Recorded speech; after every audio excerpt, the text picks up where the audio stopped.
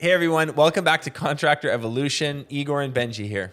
Now, if you have been a contractor for even a short period of time, you've no doubt noticed that technology is changing the game and fast. There are technologies and softwares that are purpose-built to help you with nearly every aspect of your business, from lead gen to estimating, bookkeeping to HR management, from inventory organization to time tracking. No matter what it is, there's some platform out there that's going to help you with it. And if there isn't yet, there will be pretty soon. Now, to be clear, what we're not saying is that randomly buying software subscriptions is going to go out and fix everything in your business. In fact, if you don't know how to navigate this world, you can actually do a whole lot more harm than you can good. And we're going to get a bit into that in this episode and how to avoid making these kind of mistakes. Now, for the evolved contractors that are planning to play in this game for a while yet, this slow and methodical implementation of your tech stack is no longer an optional thing. I couldn't agree more, and this is why we brought Piers Dormeyer on the show today. Piers is the president of construction and utilities at EagleView. If you've not yet heard of EagleView, let me give you a great example of how tech is changing the game. So they're a geospatial software that's designed to help take estimating and project planning to a whole other level. They own and operate a fleet of over 100 aircraft that are constantly flying over the towns and cities of North America, taking high-resolution aerial photos of buildings and properties. Then these photos get turned into hyper-precise diagrams, accurate to a tenth of a foot. Think about it. You could drive to your customer's house with a tape measure and a ladder to spend an hour or more painstakingly measuring and estimating. Or you could order an EagleView report and have all the data, images, 3D models, measurements in seconds. No human error, no drive time, and way better information to build your pricing and project plan around. That's so sick. And that's probably why over 54,000 contractors ordered an EagleView report last year. Anyway, Pierce's background before joining EagleView, which we'll let him explain in a second, it gives him a super unique perspective on technology's influence on the contracting industry. So in today's episode, we get into a number of really cool conversations with Piers. We talk about how these changing consumer preferences are making technology and software a need to have rather than a nice to have as a business in the contracting space. In other words, why you got to get going on this pretty quick or start thinking about your exit. We also talk about why when it comes to hiring, players want to work with the best tools, and so how a good tech stack is dramatically going to increase your business's attractiveness to talent. And lastly, he also tells us a bit about how this entire conversation is evolving over the next 10 years and the emerging tech trends that you want to be aware of as a smart contractor. So we hope that you enjoy this conversation as much as we did, and let's get into it with Piers Dormeyer. You're watching Contractor Evolution, where we unpack the systems, tactics, and skills you need to take your fast-growing contracting business to the next level. You're here to learn what it takes to scale up, work less, and increase profitability. You've come to the right place. Stay tuned to learn what separates the new breed of contractor from the old school, and welcome to your ultimate guide on the business of contracting. Hey, before we get started, make sure you subscribe to this channel. It really helps us produce all this awesome content for you totally for free. Hey, Piers, thanks so much for doing this with us today. We appreciate you being here, and we're excited to chat. Yeah, my pleasure, guys. Glad to be here. Awesome. Piers, the first thing I want to get into, you've got a really, really cool background. What you've been up to over the last 2 decades gives you a really unique and special view into the kind of the bridge between the contracting industry and the technology, and how tech has really influenced and changed the contracting space. So just to start, give us a bit of your background. Like, what have you been up to for the last 15, 20 years prior to EagleView and even now in your current role? Sure. Well, I'm a recovering engineer. I went to school and came out with an engineering degree in the medical space, actually. And I took a call, and somehow I end up in the roofing industry for 20 years. But it's been great. I started out with a little company called Elk.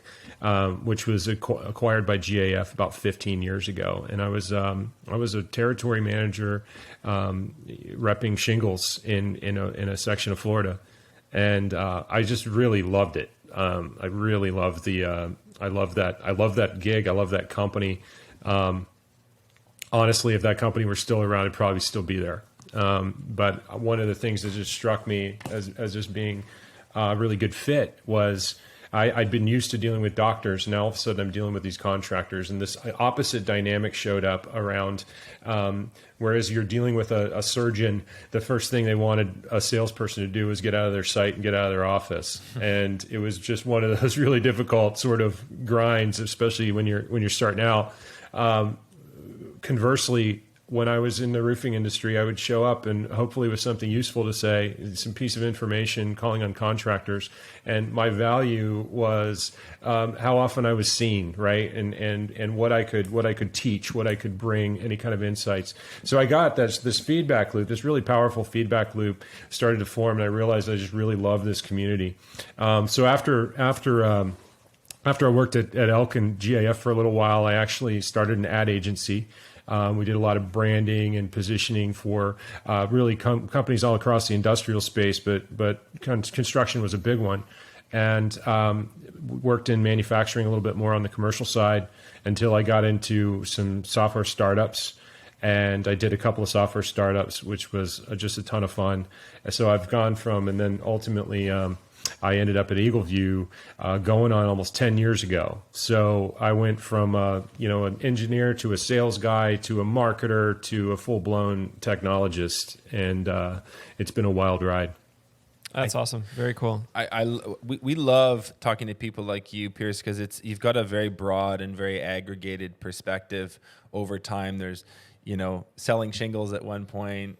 There's software startups. They started an ad agency. Multidisciplinary would be a good way to describe it. And you've also been here at a very pivotal time where you've seen a lot of this stuff firsthand. And that was the first question I wanted to ask you is like, over the last 10 to 15 years, let's say, how has the contracting space, how has the roofing space, construction trades, broadly speaking, how has it changed as a result of the incorporation and adoption of technology? What are the big things you've observed over the last 10 to 15 years? I mean, it's changed a ton. I would go back and start by just saying 15 years ago, 20 years ago, it's not like there wasn't technology out in the space. There really was. But I would just say that, it's in the technology world, you hear this term early adopters, right? You really had this extended period where the only folks that were really, really engaging in that were early adopters, where maybe they came from more, call it connected, plugged in industries than the one they ended up in for whatever reason, But what you really seen is this movement from where applying technology to your business was as a nice to have, and we've moved to this need to have kind of world, right? Think of it as it was neat, now it's necessary. Just back in 20 years ago, the way people would go and measure a structure for siding or windows, roofing, was you'd pop chalk and you'd grab a tape measure and climb up on a roof and throw that thing around and do the best you could.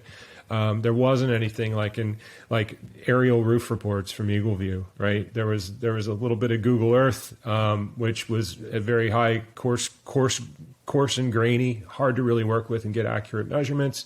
So that's one space where it's just a really, really simple and easy adoption. I think part of the reason why EagleView took off was just it's really easy to adopt into your workflow. But we've seen CRMs come into play, and I would just say over the last really handful of years, you've seen across the entire construction industry different CRMs platforms. Have really proliferated, and I think the technology has gotten to the point where they're easier to use, they're easier to implement. You don't need a master's degree and a CIO in order to make these things work for your business, and that's amazing. I think the work is getting a little bit easier. It's easier to get to yes these days with a homeowner. Things like financing tools have come out of the woodwork as well. There's a platform we're working with called Assured that just came up with a way to help homeowners get past the deductible hurdle after they have a loss, and creating payment plans and just making it easier to say yes, make it easier to scale your business. And then I think as one of the bigger trends that's really become pervasive over the last couple of years is just this, using Zoom in your sales approach with homeowners. I mean, we were sitting here 36 months ago. Like, I don't think any of us would have seen that. Like, a roofer's going to go and engage a homeowner over Zoom. Like, here's a link, right? I wouldn't have guessed it. Yeah, that piece is especially interesting from the perspective that like there's the expectations of the homeowner have also changed quite significantly, where people are used to interacting in this like way more efficient environment, right? Like if we needed to have a meeting, like just a 2-hour meeting, and I said, hey, Benji, you're going to fly for an hour or 2 hours for us to have that meeting, it would have been like a couple years ago, 10 years ago, that would have made sense. But now it'd be like, why don't we just do that on Zoom? And I think the expectations of the client base and the homeowner have also significantly changed in that perspective. Like what they expect and the efficiency that they expect is drastically different than it was even 5 years ago. Yeah. I think that when it's appropriate, I still think that there's nothing that's better than that face-to-face, in-person interaction for relationship building, right? I just think it's that event has moved to the right? Yeah. There's a little bit of qualification. There's you guys are going to determine whether you like me before I'm going to fly to your office and meet you, right? Yeah. And then ultimately what that ends up being is you end up having better and more fruitful, more productive in-person interactions when you actually get to do it. And it's basically someone coming back and saying, you're worth it. So I'm going to carve out that time, because chances are, if it was just very transactional, I can probably figure out how to do it over Zoom. Totally. I think the biggest thing that I've seen is this consumer preferences bit, like really, really get to another level. And you put yourself in the perspective of a homeowner. Like, they're used to the nice user interface from Amazon if they need to order Christmas presents, right? Maybe they're like ordering groceries through another app. The world has gone pretty techie over the last 10 to 15 years. There's some good, there's some bad. That's a debate for another time. That's its own rabbit hole, but it kind of is what it is. And the construction space is very, very, very quickly catching up right now. It was behind before. So 5-10 years ago, I would say the homeowner would be like, yeah, Amazon's really great for this. My groceries arrive on time. But now that I need to get my bathroom done, in my mind, my expectations for like how smooth and buttery this customer experience is going to be, on some level, drop off, unless they have some really great, contractor in their back pocket, and good for them. But most people would just sort of make this mental cue. They go, this is going to be a little slower. The invoicing is going to be slow, and I'll need to double check it. Their communication may not be as often and as good as I want. I might need to double check their work. And I don't want to make this rant sound like it's downtrodden on the contracting space, because what I'm saying is now it's really, really changed. Like, we work with a lot of these companies who have they're very, very tech forward, to use a term I've heard from you, Piers. They're very tech forward. They show up on time. The homeowner gets an automated message before they arrive. They get an EagleView report sent immediately. The quote is done on Sumo Quotes. So the proposal's beautiful. All of their production and operations are run through a really good CRM or project management tool. And so these contractors feel like Amazon did 5 years ago. And so I think that is happening very quickly. And if I were to try to answer that question, it's just like, why is it no longer a choice? It's like, that's why. It's like, because your competitors are doing it. And if you're not, it's just going to be really, really, really tough here over the next few years. Yeah, it's like any other business in any other market, right? Like you're basically like you're in a market where you're competing with a set of competitors, and if those competitors are smarter, faster, more tech forward, the way that they present and come across to the customer is stronger, the quality of delivery is stronger, they're going to win. Right. And there's so much more to lose now if those things aren't in place. Like I remember in, 2007, 2008, I was doing, it was like over 1,000 estimates and proposals. This was in the painting space. I ran a exterior painting company, but just like over 1,000 ugly handwritten proposals, estimates that would be a 2.5 hour block with a homeowner where I'd be out for 45 minutes doing measurements. Plus drive time. And then I'm like asking for that much of their time, going in to pitch them after they had them sitting for 45 minutes because I'm doing measurements. If I was still doing that, the competitors would win. They would. Yeah. They would. I remember too, like the Google Earth thing, Pierce. I remember one time be like, I wonder if I could just like do a street view and like try to do a quote that way. And now I thought I was like Elon Musk at the time. I was like, man, that's really smart. You and can. Then I did, you and can the just, quotes you do it. It's just real poorly. That's all. Well, that's what I was gonna say. I tried it like 4 or 5 times, and I lost I just hemorrhaged money on those jobs. Yeah. No doubt. I mean, look, you guys are 100% right. We see this all the time. If you're the contractor that's coming in with the graph paper sketch, and the guy after you shows up with a sumo proposal powered by some maybe like an EagleView report, and half the time the homeowners are just sitting there staring at these really beautiful pictures of their house, and they're just already yeah, I mean, are you going to lose some jobs sometimes? Sure, but more than at the end of the day, you're going to get a whole lot better price. You're going to get that professionalism dividend, and there's a reason why people are doing that, right? Yeah. They're evolving. So you see what I just did there? Evolving. Thank you. Nice plug. Thank you. I want to leave this section of the conversation on an upbeat note, because I have a tendency to be a little doom and gloom. The good news is, for listeners, the ease of use part of this equation has gone up equally. And that's something that Piers said a second ago. You don't need a chief technology officer to run this stuff. These platforms are user-friendly. They have amazing support staff. The end product is pretty intuitive and easy to apply. So whether we're talking about, EagleView for getting your reports, we're talking about a CRM or project management tool, we're talking about QuickBooks to manage your accounting, or whatever else it is you may need in your tech stack, chances are it's not as intimidating or as scary a project as it was 10 or 15 years ago. I'm not saying it's simple. I'm not saying you can do it in one afternoon, but the resources and the help and the guides and the YouTube videos and it's all there for you. You don't need to be able to code in Python to do this. So don't, if you were afraid before, maybe don't be now, is I guess what I'm saying. Yeah, I would, just to jam onto that just for a second. You ever heard that term 12 o'clock flasher? Yeah.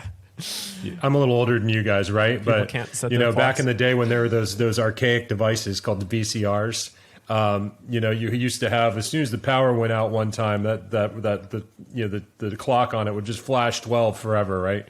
And nobody knew how to change that clock, right? That clock for my entire childhood was flashing 12 like 100% of the time. Yeah. And the reason for that is that just the tech and the usability just wasn't there. No one would go and invest the 4 hours to figure out how to actually make it not say 12 o'clock. I mean, I'm sure there's some people that are offended right now, but that's just what it is. So that same VCR was flashing 12 for the first 18 years of my life. Yet I pretty much only communicate with my mother, who's in her 70s, through text on her iPhone, right? So it's not like, so I always get this, I hear this all the time, and it drives me crazy about, contractors won't embrace technology. They're just not going to embrace technology because they're not the kids, the geeks, whatever. And that's not true. It's not true at all. It's just that the technology hasn't been good enough, right? The usability has sucked. So people won't invest that kind of time. And then, there was this whole revolution around usability, which was kind of led by Steve Jobs and that iPhone, right? And that one button. and it changed everything, and it set that standard. And now everybody from homeowners and building owners all the way up the value chain just expect us to be able to meet them on their chosen field of play and use the tools that we can use in order to get the job done efficiently. So that's what our charge is, right? Is if we're not getting the adoption, it's not our customer's fault, right? It's just because we didn't build the product well enough. 1,000%. So given everything we just kind of discussed,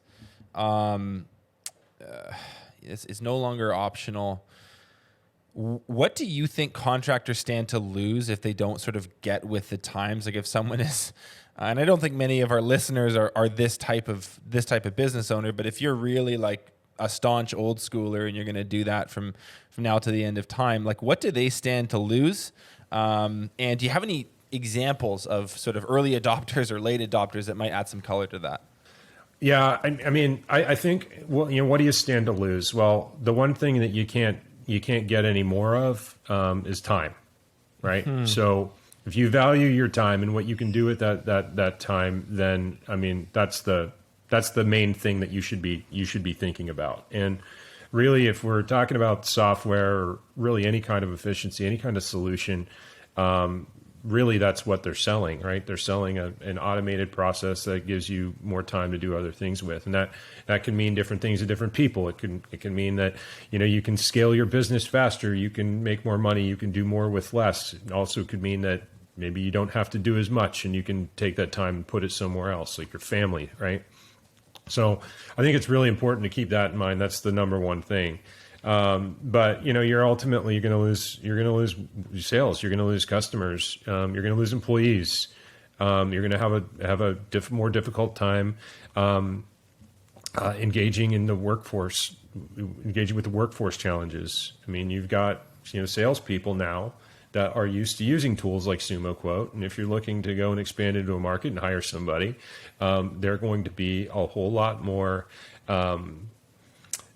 difficult to bring on board unless you have the right stack that they can go out and do their job with. So yeah, I could keep going on for hours about this topic. I love the point you made at the beginning there of like that time is the ultimate finite resource. Like you can't get back any of it, and I think the important thing to also realize is that you lead a team of people, right? So there's the fact that you have a finite amount of time, but so do all of your staff. And I mean, ultimately, your job as a leader is to lead your people in the most efficient way where you're able to deploy the resources of their hours and their days in a manner that's as efficient as possible. And when I think of even our business now, because of the technology that we've implemented in all aspects of it, in all departments, we're so much more efficient. Not just me, but every individual in the organization is so much more efficient in the way that we communicate. Like the speed of our work is just so much faster because of technologies. So yeah, I think there's a huge multiplier effect. It's safe to say you're not saving your own time. That time proliferates and multiplies through your entire organization, and the more complex it gets, the higher the cost of not doing this is. It's one thing to do things pen and paper if it's you and a helper, but if you've got any sort of org chart developing, the idea of not having this becomes pretty painful. And I would agree with you. Like our output as a team it's tremendous. We have tools for everything, making these little flow charts, communicating through Slack when we need to track a certain metric for our marketing thing. We have something for that, and it's all. Then you get LastPass, man. Don't get me started on LastPass. I love LastPass. People hate it, but I think it's great. Then you have access to all of it because your passwords are stored. It's a cool feeling when you have this stuff. It's a little bit. Maybe this is kind of silly, but it does feel a little bit like it's the business version of having one of those exoskeletons when you can you hop into that big machine and go to battle. It's like you have these business tools, these business weapons that you can use and deploy really, really easily. Yeah. No, I hear you. I think you asked me too. You asked me, you were some stories about some early adopter kind of customers. Yeah. So to touch on that point, there's one of the coolest ones I've heard was, before the days of EagleView, a great customer of mine runs a really, really, really large roofing company out west. And he recognized that, the particular architecture, the prevailing architecture in these areas, big, steep pitched roofs. And it was taking a really long time for people to hire people that wanted to climb up on these roofs and measure roofs and get all this stuff done. And he developed a competitive advantage, and he recognized that he could do better than everybody else and do quotes faster and be more professional if he could just get more roofs measured. So he went to climbing gyms. And he would hire these guys that are just not afraid of heights, and they'll just scurry right up a ladder, and then taught them how to measure roofs. And then EagleView came along, and the way he tells the story was now all of a sudden he just had to give an address, and then we made all his rock climbing guys kind of obsolete, sort of overnight. But it was one of those things that as soon as he saw another trade-off for time and a competitive advantage, it was just immediately jumped to it. He's like probably the best example of an early adopter for everything I can think of that I know of. But I mean, he's the guy that I go to for tech advice. Mm-hmm. It's an interesting way to look at it. Hey, a trade-off for time. So like when you look at like where your people spending time when there might be a better way to do that, right? Like the word sumo code came up a couple times. Like how can you produce better looking proposals that'll engage more efficiently and are way faster to produce? How do you communicate through company cam as opposed to in way more old school ways with a ton of phone calls? How do you track stuff effectively in one centralized system like Job Nimbus or Element or whatever it might be in your industry, rather than a huge volume of emails or conversations, right? It's an interesting way. I like that word, like trade-offs for time. Yeah. One of the things I really admire about a lot of our partners in some of these products and platforms, like yours, Piers, is like you guys are very upstream thinkers, and by that I mean versus a downstream thinker. So it's like instead of getting better at solving the problem that keeps occurring, you're just like, let's go back a couple steps and let's solve the problem before it happens. So it's like you can get extremely skilled at, in your example, climbing up ladders and measuring roofs and pumping the numbers out, and then you get sharper pencils and faster calculators so that you can do it, or you can just be like, what if we just didn't have to do this all together? Is there a way to solve that? And I think, we'll do another episode on upstream thinking another day, but there's something there for business owners. It's like, what are you constantly having to do that is probably not worth your time? And when you do it, you as an owner, you're like, this is beneath me on some level. Like this is not like and it's not about like a privilege thing or an ego thing. It's literally like a time efficiency thing. You're like, I'm doing this mundane task, this rote process, this really simplified thing. Why am I doing this? If you're asking yourself that, there's probably a tech product out there that can fix it. And if there isn't, maybe that's your next $1 million idea. Yeah. Why have I handwritten my 14,000th proposal? So I'm writing the same thing every single time. We're going to clean up at the end of the job and we're going to do this. And it's like, oh my God. Yeah. So sorry, Piers, what were you saying there?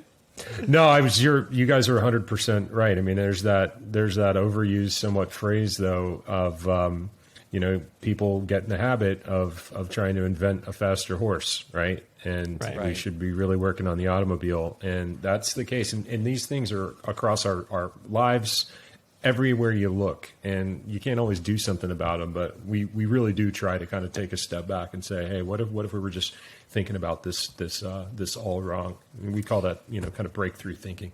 Yeah.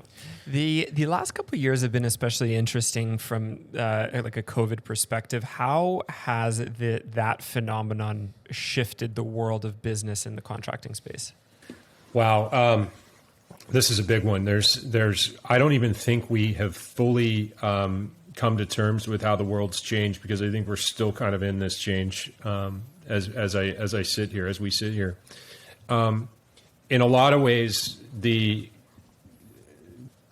presence of COVID, specifically with more people being working from home, has put a lot more focus on the home, and in a lot of ways, it's been pretty good for the business. Frankly, I've got another contractor buddy of mine who's just been talking about how his sales closing ratios are through the roof these days because he's not doing as many one-legged sales calls anymore. Like mom and dad are home, but they're working in separate sides of the house at their job, and it makes it much more efficient to go and get stuff done. They're also spending more time at home, and the things that annoyed them, like those remodeling projects. I know I did a few big ones over the last 2 years.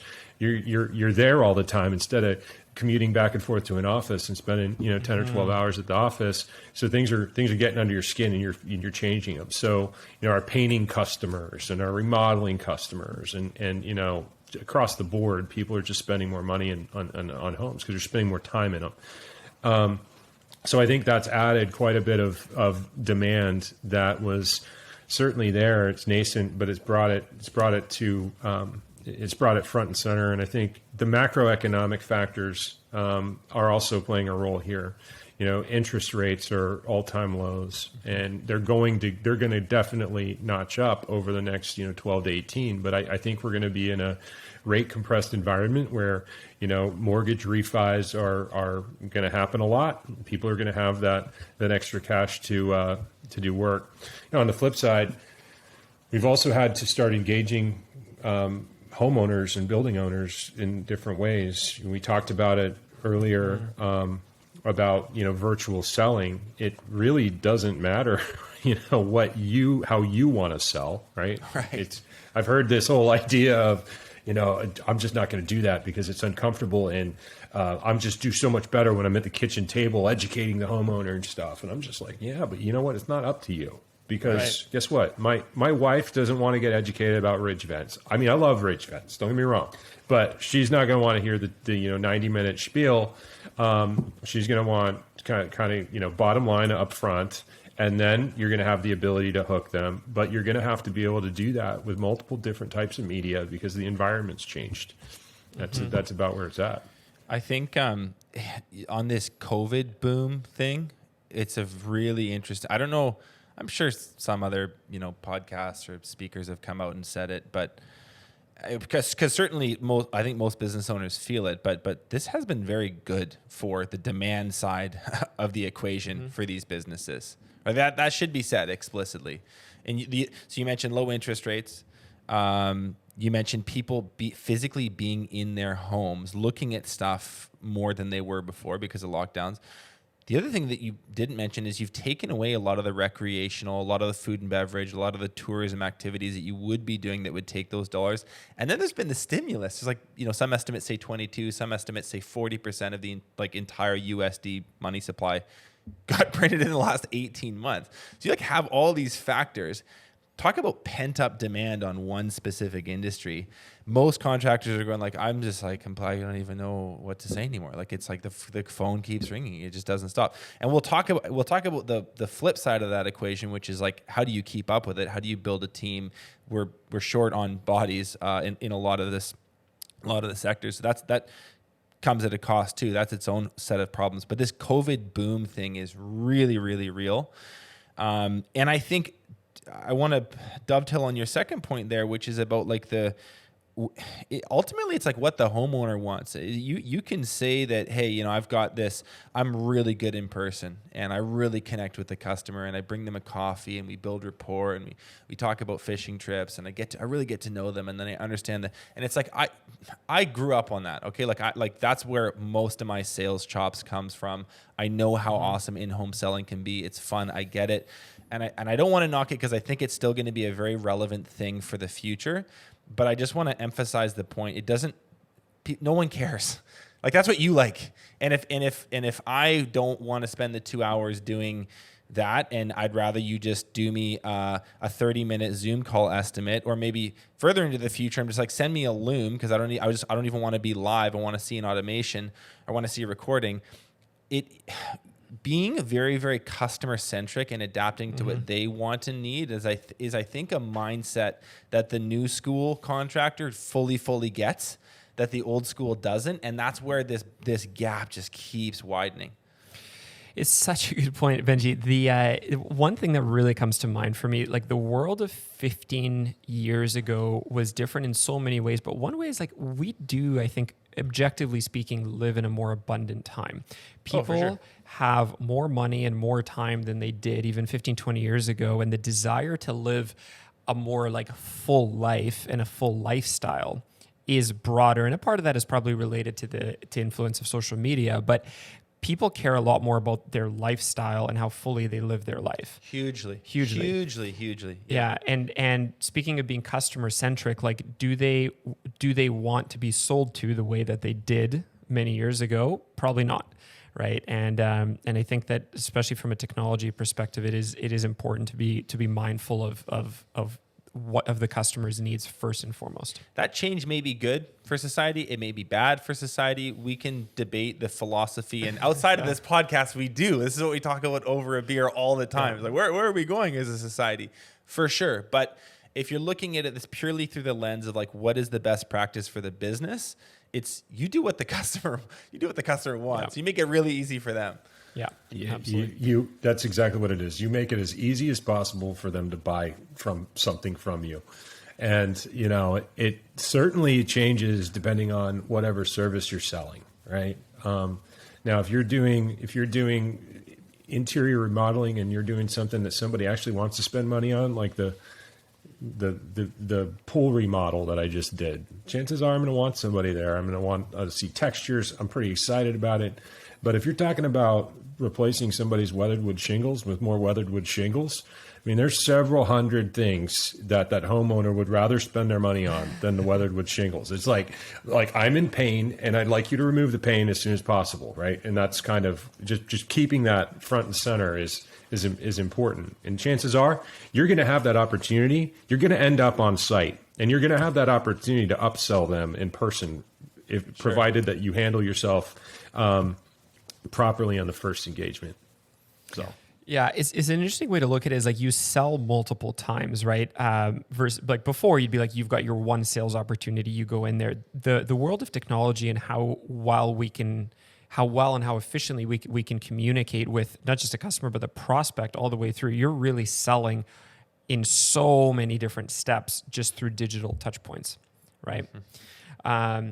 So Piers, I want to move forward and ask you this question. So you obviously have a really neat view from up above and into this whole technology landscape. Hypothetically, if you were starting a contracting company, roofing or otherwise, what would be some of the go-to aspects of the business, like call it departments or aspects of the organization where you would be really focused on implementing technology, and what types of tech would be really front of mind for you to choose wisely and to implement well? Yeah. So boy, this is a big one. You just asked a nerd like their favorite episode of Star Trek or something.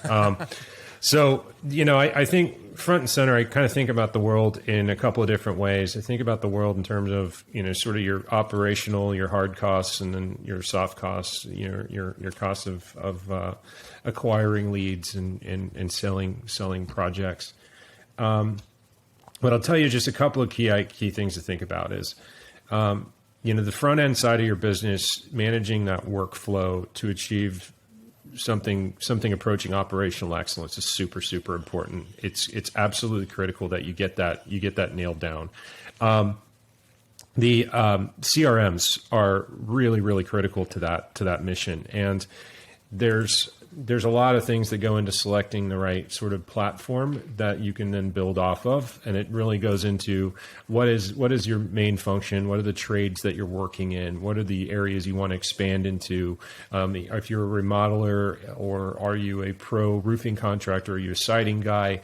Are you trying to get into solar? What are those things that you need to be able to work with? And those same questions show up in adoption issues if they're not handled at the beginning. So I get the appropriate CRM, and which one I choose would be dependent again on what am I focused on. And again, think about insurance work and how you're working with things like Xactimate or Symbility, and how you're going to negotiate supplements and whatnot, and how that's different from a very retail market, right? So So that's one area, and I think that's a really important space.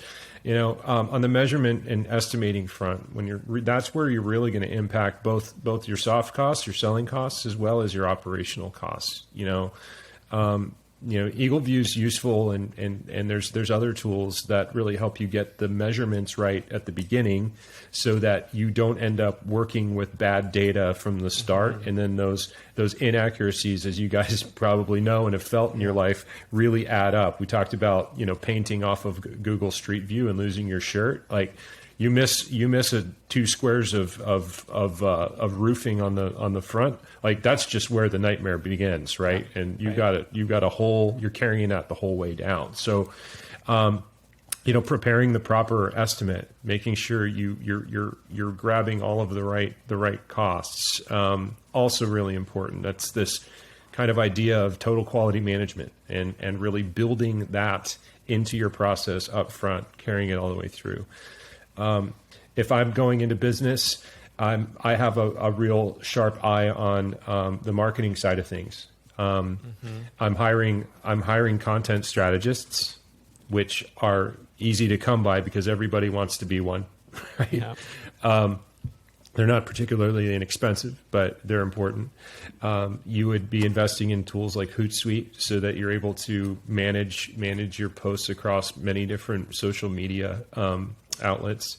And candidly, I know I'm hearing people that are driving down the road in their trucks and they're just like, I don't do that social media. Well, guess what? I don't have a Facebook page. I got social media going all the time for the business, right? You have to.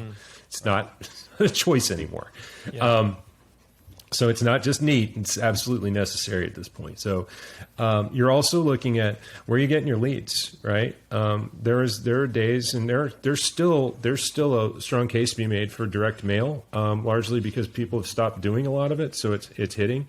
But there's really understanding who are you marketing to and what are the tools. There's a lot of AI out there.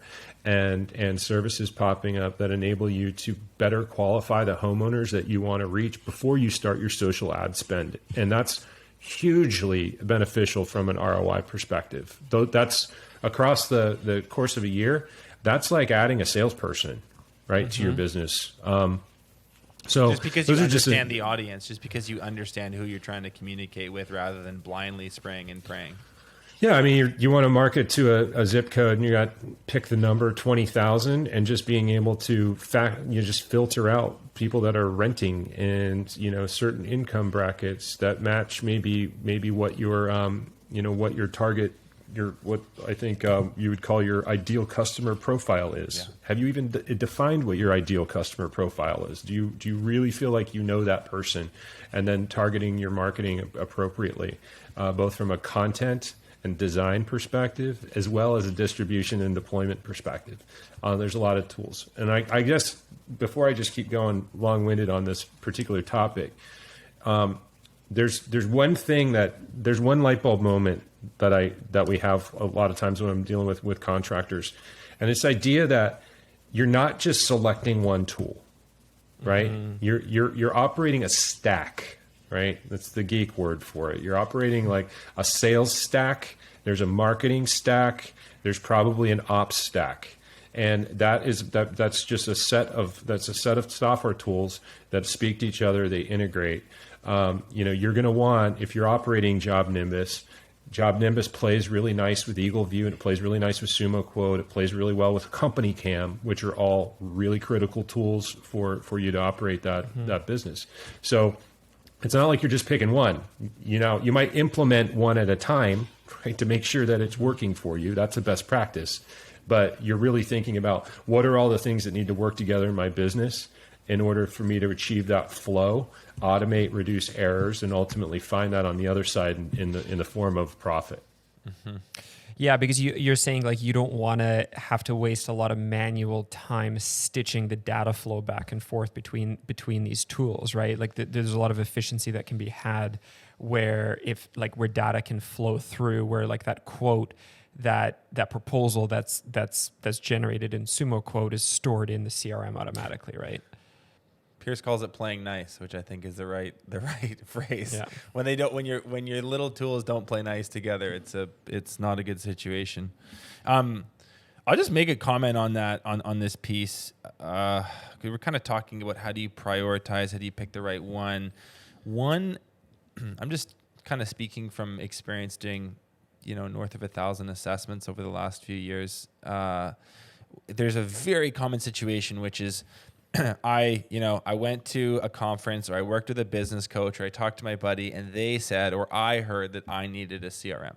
So then I Googled CRM and I did a demo and I got one. And I think I got Co-Construct. I think I got Builder Trend, or maybe we're using LMN, or we're using Job Nimbus or whatever. But we're not really using it. Like, it's been a year, and we're kind of dabbling with 10% of its functionality, and it's costing us $1,000 a month or whatever. And so there's you could say it's underutilized a lot of the time. And I think my comment on that would be like, for those of you listening and you're maybe you don't have it all in place, but you want to, and this is a direction you want to go as a business owner. Just avoid the tendency to think of technology as a sort of blanket statement, cure-all for all. Just because you go and do a demo with one company and onboard doesn't mean that your business now runs perfectly. It's not just like a simple box that you check. I have a gym membership. I totally I have a YMCA pass, but why do I still look the way I do? It's like that's a great question. Probably an overshare there, but. You get what I'm saying, right? Like, because you can end up on what I would call the dreaded technology carousel, where you get one and then it doesn't really work, so you get on another and then that doesn't really work, and then you go try another and that doesn't really work. It's like, slow down. I want you to talk about the Zoho implementation we just went through, because there's some learning there. Like, slow down. Ask yourself some questions as a business owner. Who are we? What do we do? What are our core functions? What are we really good at? What are we not so good at? Where is there a potential fit between our needs and a piece of software? Who in our team is going to be responsible for delivering this and getting it integrated and training the rest of the team? How are we going to hold ourselves as a business accountable to actually using this tool that we pay for, rather than just thinking that it's going to be this magic pill that we take and all of a sudden our operations are smoothed out, or all of a sudden our marketing is fixed. It doesn't work like that. These are tools, and you get out what you put in. So Slow down, ask yourself some questions, go for a walk, do some reflecting, know your identity as a business, and then go from there. Without doing that, you can get into a ton of trouble, and we see it a lot. I don't know if you have anything to add to that, just from we've gone through a pretty big implementation over the last year or so, and it's we really took our time, and it still wasn't perfect, but yeah, I mean, I'll say a few things, but I would actually really love to throw this question over to Piers, just in terms of how he looks, or how he would look at the implementation of these things to be able to do it effectively. But yeah, I mean, I can look through our tech stack, which is pretty significant, and I know very well what we've done a better job implementing than others. But overall, I will say that every one of these implementations has taken way longer to do properly than I ever thought that it would. We're close to a year and a lot of money into very little small custom development items on the CRM front, but just the amount of research and analysis and training into the organization that takes is pretty significant. Even something as simple as Slack, right?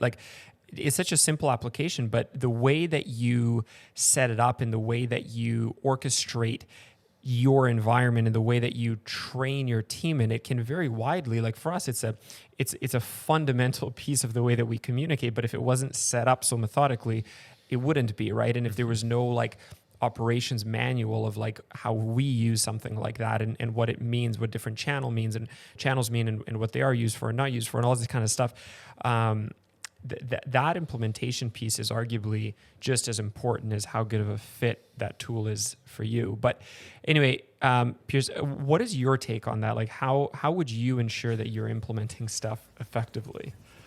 Yeah, don't even get me started on Slack, by the way. It's just we all needed another thing to check, right, and keep track of. The love-hate relationship. Oh my God. Yeah, so I think you guys pretty much nailed it. But when you start looking at implement. There's a couple points to this. When you're starting to look at implementing some kind of software change, especially if it's like a platform and a real kind of all-encompassing tool, it's going to be disruptive for your business. Large mature enterprises can often spend a year in just the selection process to figure out what the right tool is. It's really common when you're talking about ERPs or e-commerce backends for software companies. We'll hire consultants and make sure that we're right. And you also naturally outgrow these things over a period of time, and your business changes, and then you might need to make a change in those tools. But ideally, you're not doing that until you're not making a change until that the business changes in a material way, and you have to. Mm-hmm. So again, doing your homework and then reaching out to folks who know in the industry. We're kind of in one of these interesting areas where we're not a SaaS, CRM platform, but we integrate with just about everybody, and we tend to kind of know what we're doing. So we're always happy to kind of help guide people or give you things to think about. That's just sort of what we do.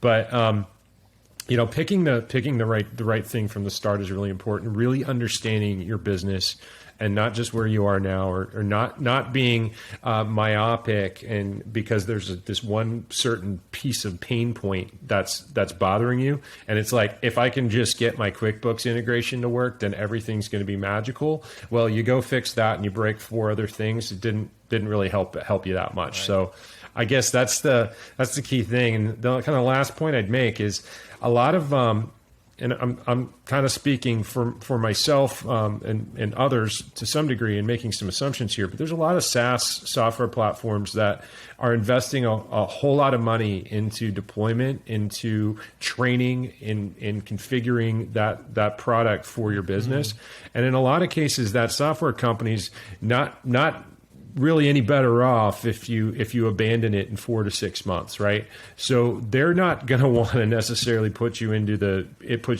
platform that doesn't fit your business either. It's not like it's, hey, let's just sell you and get a new user on the books if you don't stick around and become recurring. So reach out to those tools. Understand, if they're seeing users leave, ask them why. Like, what's the reason why those users are abandoning, or why don't you have adoption here, et cetera. So, yeah. Mm-hmm. So, the big thing I'm taking away from what you're saying is to really utilize them as a company and as an organization. I think that some people see these technologies as this thing that's like in the computer, and it's just this like application that's there. No, they're like real people, like smart people that work at these companies. If you call them, you could probably talk to someone in 5 minutes. Yeah. Like there's people there. Exactly. And they're people where their job is to help you implement. That's all they do. Yeah. We have an entire team that's really all they do. They're not there to sell you anything. They're there to, understand like where we can get a little bit better, and what do you have in hangups with, and how do we get our tool to speak to the other thing that you're working on. And a lot of times contractors will build their own stuff, right? Because they can't find something that scratches the itch. And sometimes, depending on what you do and depending on what that business is, that could be the right solution for you. And we can help with that path too. Yeah. And just from our vantage point, like we work with an amazing set of approved vendor partners in different aspects of like different technologies that are needed to run a contracting company really well. And I can tell you that the quality of these teams is really, really strong. And there's a really nice kind of alignment towards the goals, because they make money by you being a recurring customer, a successful customer on their system. So that's what they want you to be. So that's why these customer success teams exist. So you definitely use them. That's good. Piers, I want to ask you this also as well. Like a huge topic right now. We talked about how this industry is booming so much from effects of COVID and otherwise. And as a result, attracting talent is a huge topic. What have you seen, like companies that have implemented technology really well for efficiency purposes and other reasons, but they've done a really great job with this? How does it make it easier to attract great people? Yeah, so retaining and acquiring talent it's probably the toughest problem that we face broadly, and maybe as an entire economy, because this is a real thing, and it's the supply of talent is not keeping up with economic expansion. So if you don't have a strategy here, you're going to need one, because I don't see this getting any easier. But I'll just tell you one thing that I think has been just incredibly powerful is there was a time when, let's just talk salespeople right now, because I know a lot of folks are listening to this podcast because they're really thinking about, how do I grow my business? How do I scale my business? And, in order to scale your business, you need to run more leads, you need to hire more salespeople. And there was a time when, if you're in the trades, roofing's a really good example because we know a lot about it, and it's just, there's a lot of complexities with roofing, makes it pretty difficult. But in terms of measuring roofs and estimates and all that. But there was a time when you go hire a salesperson and you got to train them for a number of months, and you got to teach them construction, and you got to teach them what a gable is and what a dormer is and how to account for this and how to apply this waste factor and how to do all these things before you can actually go and create some estimate where you're not gonna lose your ass on it at the end of the day, right? And now, as I just kind of look at the tools that are out there, these have largely been solved, and now you don't need to go hire somebody with experience. I mean, you can hire somebody right out of high school that's, really engaging and who's going to, be super effective in front of a homeowner. You've got this entire population of people now because you can press a button, you can get the measurements. It's going to have a waste factor that's applied based on an algorithm, which means you don't need to know anything about architecture or those details of a roof. All you need to do is just hire somebody who maybe can go and engage a homeowner or building owner and just sell a prospect a service, no different than any other service. And of course, there's you're going to pick up things, and those people are going to gain that experience. You're going to get even more effective, but you just increased your pool just by using technology and automating some of this stuff that used to be just months on the ground in those settings, right? It's just expanded your pool. So I think that's one of the big issues. The other thing is just, as we see, just focus on that same role, but you could expand it to, a general manager, another one of those key roles that you need to fill if you're going to expand your business. And you go and take a GM that was working somewhere else, and you're going to have them open up a new office for you, and they're used to operating on Job Nimbus, right? And they're used to having these tools to manage the finances of the business and manage their leads and everything else because they're focused on that P&L. And then you kind of put them back in and you're saying, hey, well, we've got this Excel spreadsheet that we've been working off of for the last 14 years. And this is the file cabinet that we use over there. And the coffee, it's like, do you think that GM is going to come work for you? Totally. That's, everything's changing. Again, it was at one point in time, all these things were neat, and now they're just necessary. That point that you just made is so good. The widening of the talent pool that this creates, right? Because you'll hear this a lot. You have people talked about this in other episodes, but people being a little bit too insistent that, hey, no, I need someone with like 5-10 years experience minimum. It's like, no, you don't. Like you've had the ad up for 6 months and nobody's applying. Like how badly do you need them to have 10 years experience? Because your business needs somebody to do this probably more, would be my stance on it. And I think what you said about giving them the tools to collapse those learning timeframes, you get an EagleView report. You don't need to spend a year learning about pitch and gables and like all this stuff. It's like, that's a huge point. The other thing that's even bigger is players want to play for teams that stand a chance at winning. It'd be like if you're a GM for a hockey team and you play in a competitive league and you're trying to bring on the best players in your town and you take them to the rink to the first day, the skates are 10 years old and dull. The hockey sticks are broken. The lights in the rink, the arena are falling off the ceiling. You're like, hey, we really want you to play for our team. We think we could win a championship. It's like, what? No, like they're gonna go to the next town and play for another team. I guarantee you. So set your team up for success, and this is I think low hanging fruit to do that, and it really really is going to have a big impact on your ability to recruit and to talent the Rockstar staff you say you want. This is, again, this goes back to faster horses. But I got a guy, runs a national remodeling firm. He won't even hire people with experience in the trade. Says they bring too many bad habits. Too hard to break the habits. Can work way faster with somebody with experience from another industry. Wow. And this guy's, I don't know, at 45 locations, I think he's got a point. So just food for thought. Wow. Very cool. Piers, just to close, I want to ask you this. We've talked about a lot of cool stuff. The experience and vantage point that you have on this topic is tremendous. From here forward, where do you see this whole world going? Like how in the future do you see technology affecting the contracting space in the way that the smart entrepreneurs in this industry ought to think? Yeah, this is always... when you're someone like me who's supposed to have these kind of answers, this is always one of those really places where I can really hang myself when I start to forecast the future. But I will tell you this, that there are some major changes that are kind of happening in our industry around really the soft cost side of things, how you engage, how you market, how you attract homeowners and build your brand.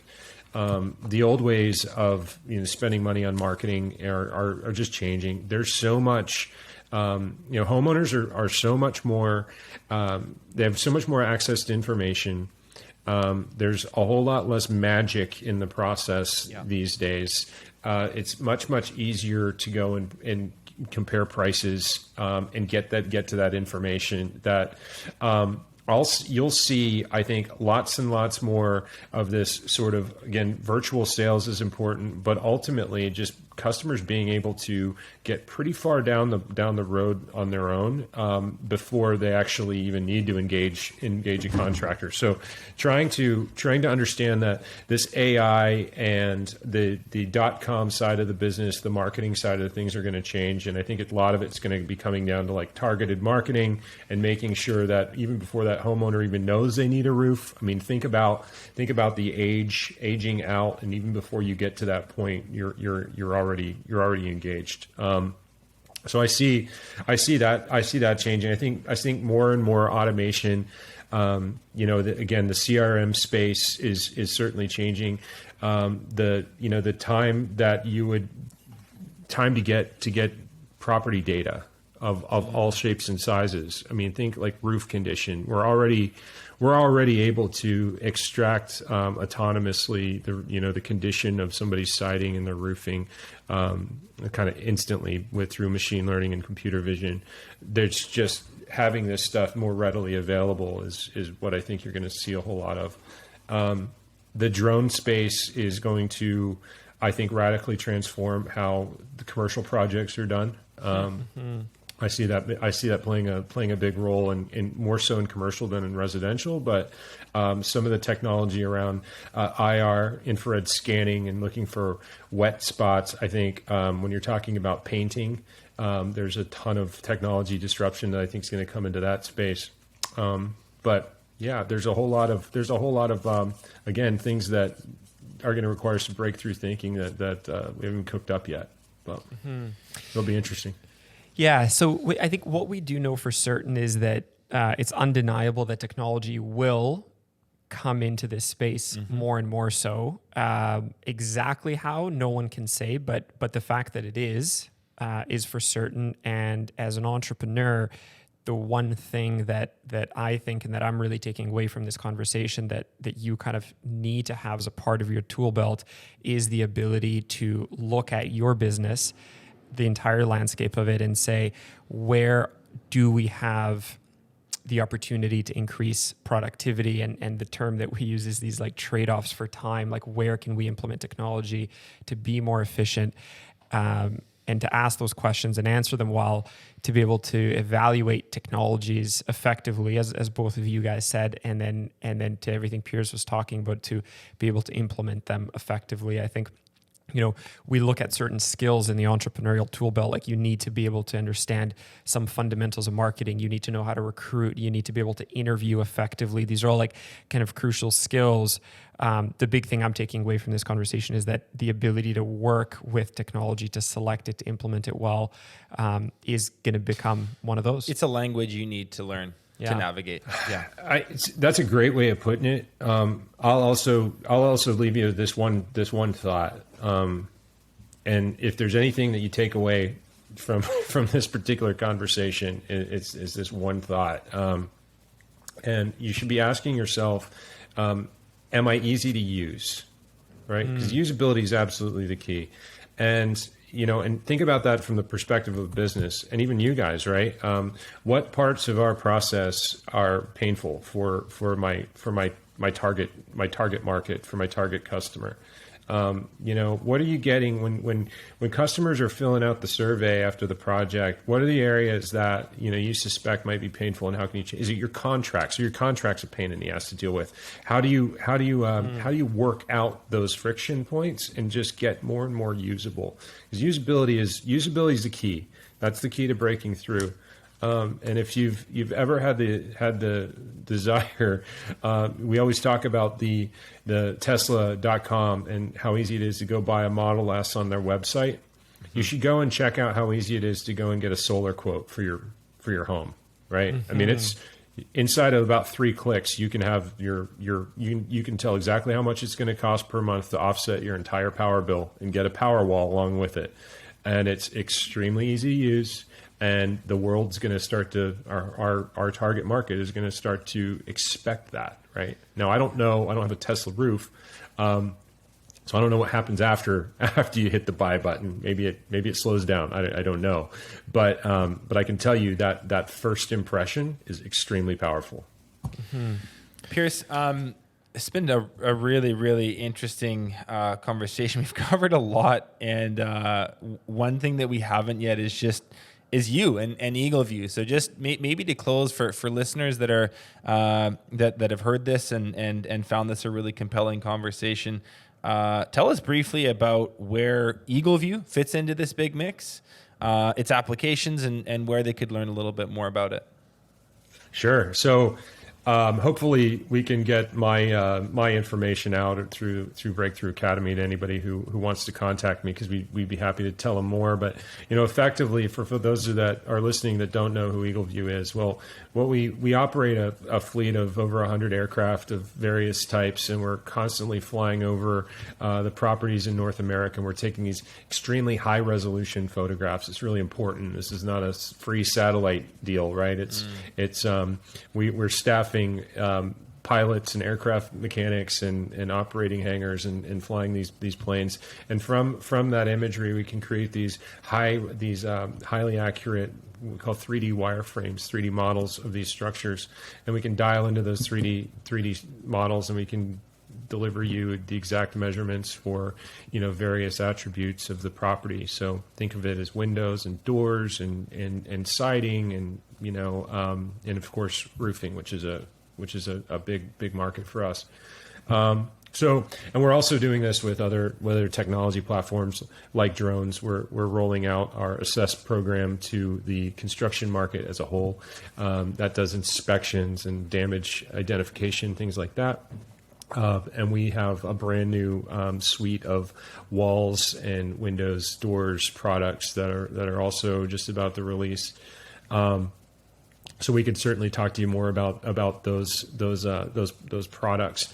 But the one thing I want to stress is we really operate based on the relationships and the feedback we get from our customers.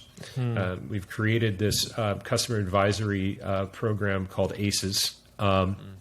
And effectively, what our group of ACES are folks that are willing to pick up the phone and talk to our product development, our engineers, to help us iterate and get better at becoming more usable, right? And we're ultimately going back to those guys with some of our R&D and trying to get feedback that we're on the right track or we're crazy, and that's usually our good stuff comes from a conversation with somebody who's actually out there, doing the work. So It always does.